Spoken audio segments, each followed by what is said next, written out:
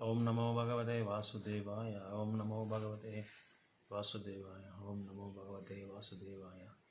Narayanam Namaskrityam Naram Jaiva Narottam Devim Saraswatim Vyasam Taro Jaiviri Nastapradesha Vadesh Nityam Bhagavata Sevaya Bhagavate Uttama Sloki Bhakti Bhavati Naistiki. Welcome to Srimad Bagavatam, Canto 11, Chapter 3, Text number 17. The verse is like this. Sri Rajo Vacha Yata itam aishwaryam mayam dustaram akrutatmabhi taranti anjaha stula diyo maharsha idam uchyatam. Sri Rajo Vacha. King Nimi said, Yata, how itam, this Aishwarya of the Supreme Lord,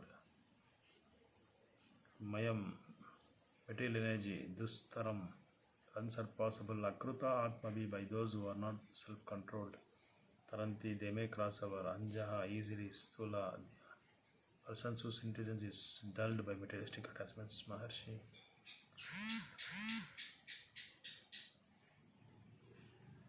King Nimi said, O great sage, translation purport given by Bhaktivedanta Swami Srila Prabhupada.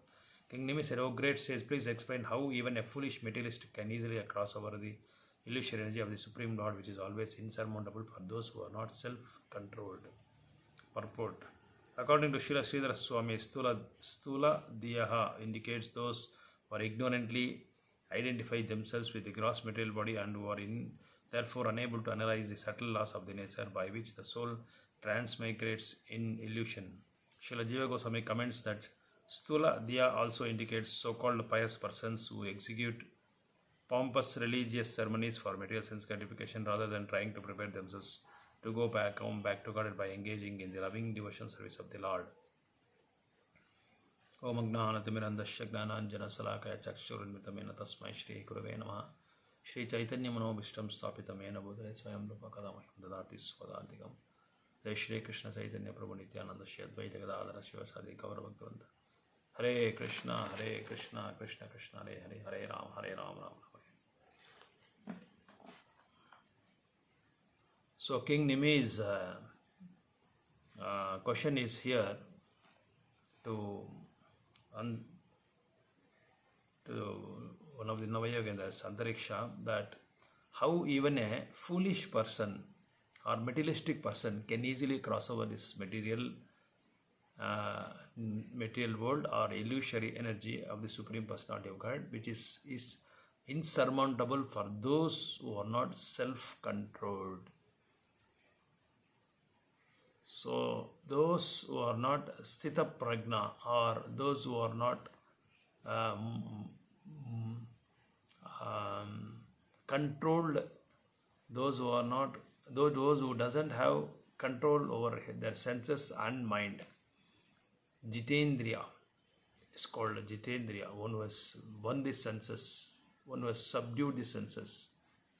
So the king Nimi is asking, how even an ordinary person or a materialistic person who doesn't have any sort of a desire or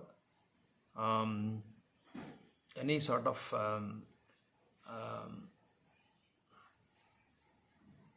consciousness to cross over this material ocean. So he's asking, even a ordinary materialistic person who is full of all material desires and is contaminated with all lust and miserliness, even that person also should cross this insurmountable insurmountable material world.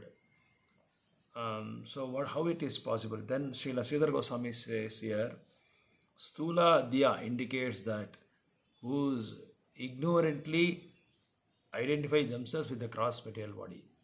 So Prabhupada says this identification as this gross material body identity. Prabhupada explains in so many lectures that gross material, he identifies with the bodily nature, means he is some particular country or some particular person who who belongs to some religion, race, caste. Like one may say, I'm an American, I'm an Indian, I'm an Scottish, I'm English, I'm South Indian, I'm North Indian, I'm white, I'm black. All these are called materialistic identifications, thinking that he still is in a bodily consciousness.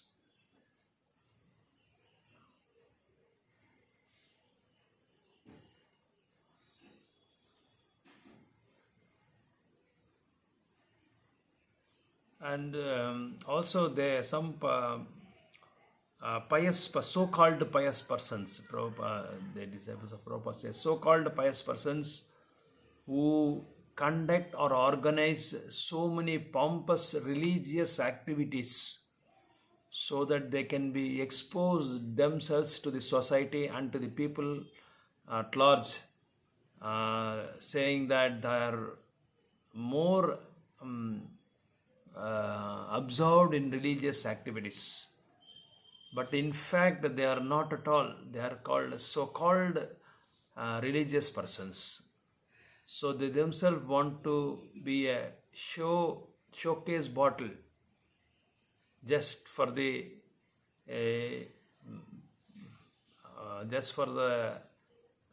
pragati, and not for the pragati, just for pratishtha, or for one should these particular persons expect pomp and pious, and they expect that all the people of the particular region should glorify them, and they should give so many reverence to them. So for those persons who are fully involved in sense gratification, rather than trying to prepare themselves to the king, to go back home, back to Godhead. According to Srila Vishwanath Chakravarti Thakur, King Nimi was already an advanced devotee of the Lord, and therefore knew that one can cross over the Egyptian energy Maya by surrendering to the lotus feet of the Lord and pleasing Him by pure devotional service. Therefore, they consider themselves very much learned, but in fact are addicted to materialistic fruitive activities, which increasingly entangle them in illusion. In this regard, Vishwanath Chakravarti Thakur has quoted from the Amarakosha dictionary to show that Akrutatmabhi indicates Apurnatvam, or one whose life is empty.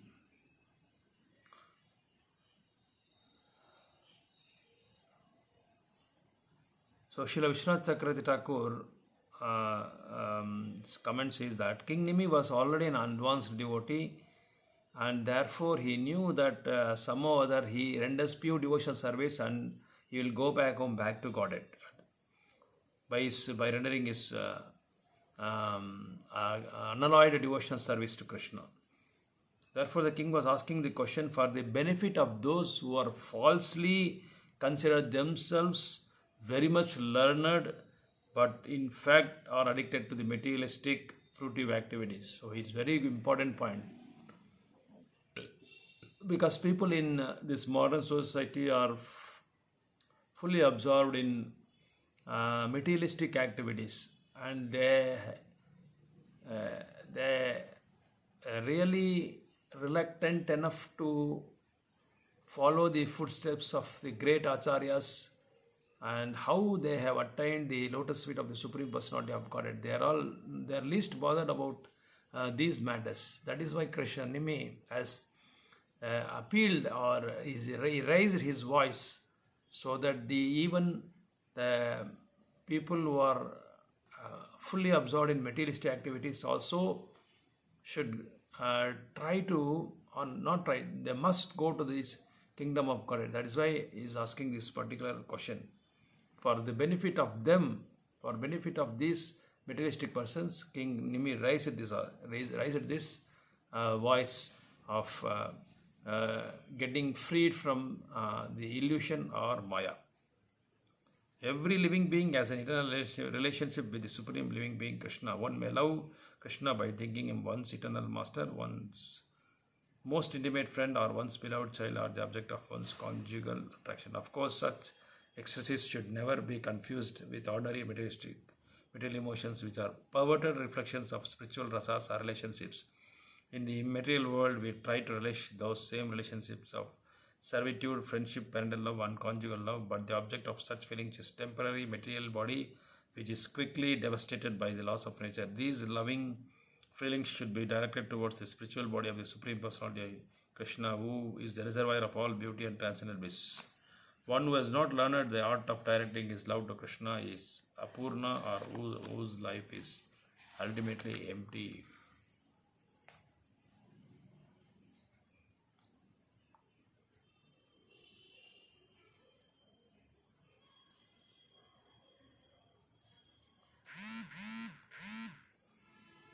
So here he wants to say that um,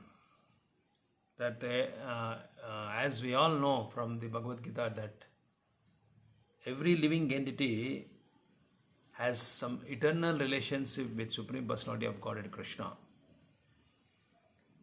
So it is there are 5 prominent rasas which a devotee develops a relationship with Supreme Personality of Godhead.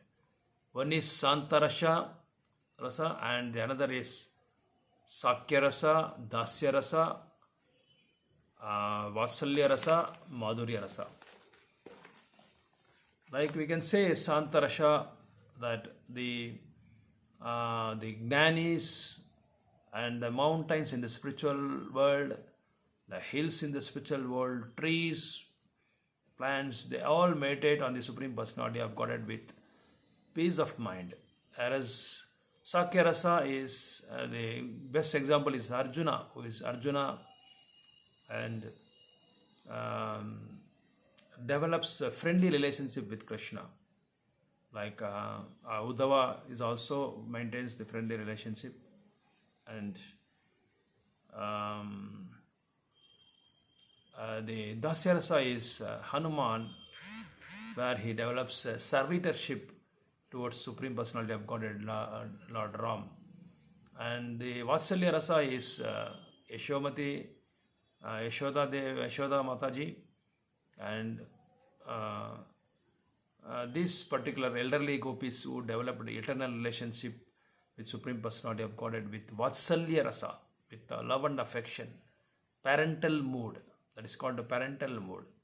And the Madhurya Rasa by gopis and Srimati Radharani, they have developed this Madhurya Rasa. So among these rasas, the devotees develops relationship with Supreme Personality of Godhead and render pure devotion service. Whereas the materialistic persons, or whose life is empty, can also be called Mandadi, or whose intelligence is crippled by the lack of broad experience. So King Nemi is pure Vaishnava, so kind that he is showing so much compassion towards these crippled-minded people, so that they can be benefited by following these footsteps of King Nemi.